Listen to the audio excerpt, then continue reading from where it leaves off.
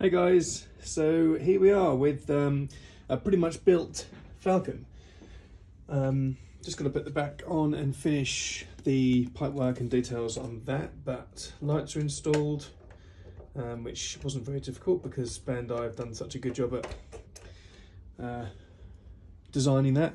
Just got to put the cockpit on, but for the sake of the Falcon being built, here it is.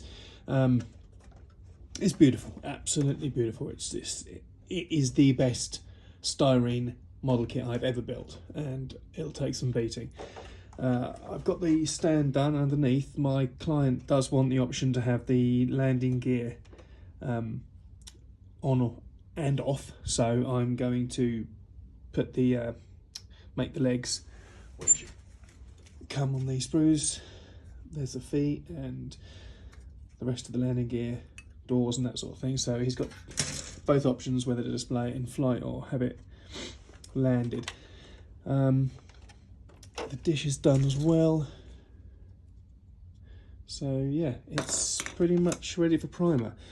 What I've got to do next though is the battle damage and the panels that have been bent up. Now I don't know if that's because it was handled badly when it was originally made, or if it was deliberate damage. I'm pretty sure it's deliberate. It is deliberate damage on a lot of the bits. So underneath here, that I think it's that cockpit. Oh no, it could be that one. Walkway, sorry. Yes, I think it's underneath there. So all there needs to have the hole in it and the damage, but I will be doing that next. So after that's done, I can give it a lick of primer. The original Falcon was primed in black primer, and then the reefer white over the top of that, or well, we think it's reefer white, but the base colour, whatever it was applied over the top of that black primer. You can see that on the damage, and when parts have come off, you can see the black surrounds on the kit parts.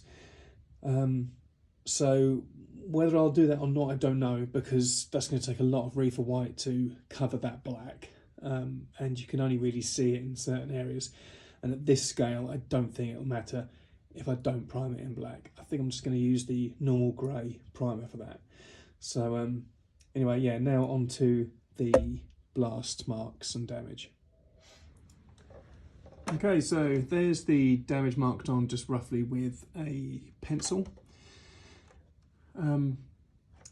The C-Lab part there, the curved C-Lab part, has been knocked off the original, and you can see a black line there on the ref that shows the black primer underneath. All this needs to be bent back and twisted and cut, and then I'll go through now with a drill and then Dremel the scratches.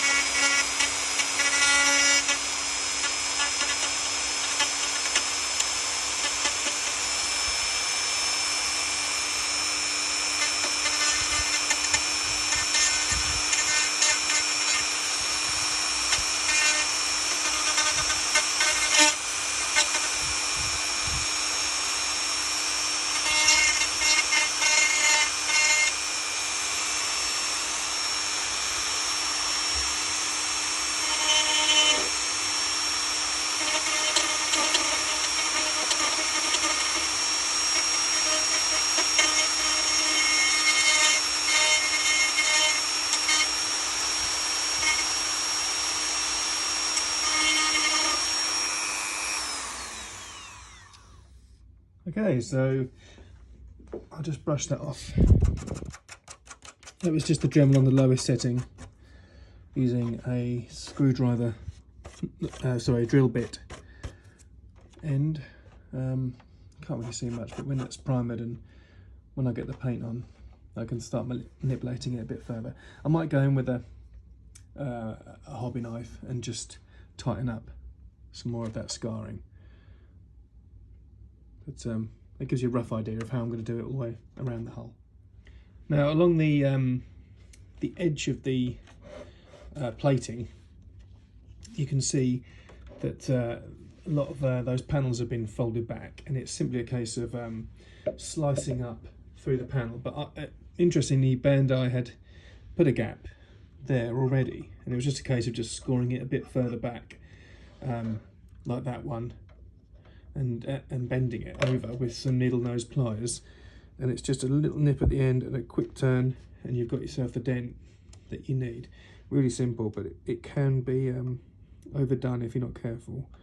And just a quick turn, and then you've got the dent. The same with that one goes over a little bit, and then I'll bounce the Dremel across the top here, because I can see in the ref pictures that there's yeah, there's some damage, and underneath as well. So where that, again, Bandai have been quite helpful to put the cut there, and they've actually added their bit of damage there themselves, or missing, but I'll just quickly just give that a bit of a turn, make it a bit more accurate. And I mean, there's actually a hole, where is it? There. So there's a hole. I don't know whether that was a vent or a mounting point or something. It would be too small for a mounting point for something this heavy, but anyway, on the ref there's a hole there, so I might drill a hole in there. So I'll just stop so I can go and grab the drill. Didn't have the drill, so I'm just going to use a blade and just turn that, because it's a very small hole. There we go. That's all it needs. A little hole, so that's done there. Now, there's quite a bit of damage there, I think. I'll just have to check my ref though, because I'm getting ahead of myself. So on the cockpit side, rear side panel, there's a bit there that's been bent down. Again, Bandai have given you the little slits just to give you a little bit of help. And then this part next to the docking ring is just completely smashed up. So that will have to be literally cut out and bent up. It's almost like foil. It looks like it's not. It's the styrene, but it looks so bent up and crooked. It appears to, you know, show the look of sort of twisted tin foil, if you like. So that's the next bit I'll concentrate on. Okay, so that was just a couple of snips with this and a few twists. I'll go in and tidy that up just a little bit with the blade, but it's as quick and simple as that to add the damage. I'll just show you on the next panel. It's just literally cut out. And then mashed up and twisted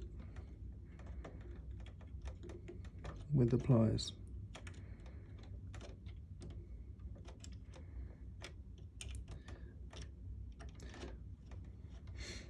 Damaging a nice, expensive, beautiful Bandai kit with some pliers. Okay, so most of the damage now has been done. The rest of the damage will be done with the Dremel once painted, just bouncing it across the bodywork. But the side panels have received their dents and crookedness, which gives it that character and the accurate look of the big filming miniature. So I'll finish off this bit and give it some primer. So the next update should be with some primer on. Okay, here we have it with a lick of primer on. This is the Halfords Grey Automotive Body Primer.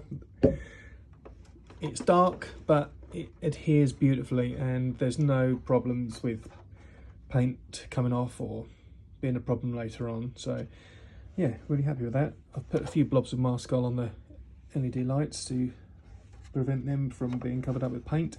That's the damage underneath. I don't know if you can see that. That's just done with the Dremel, as you've just seen. Yeah, so there we go. That's it looking grey. That's going to take quite a lot of coats with the Reefer White to kill that, but as I say, I'm happy with that primer. I could have gone with the Tamiya Light Grey, but for the life of me, I can't get hold of that at the moment. It seems to be sold out everywhere. So I stuck with the Halfords Grey. Now I'll move on to the Archive X Reefer White.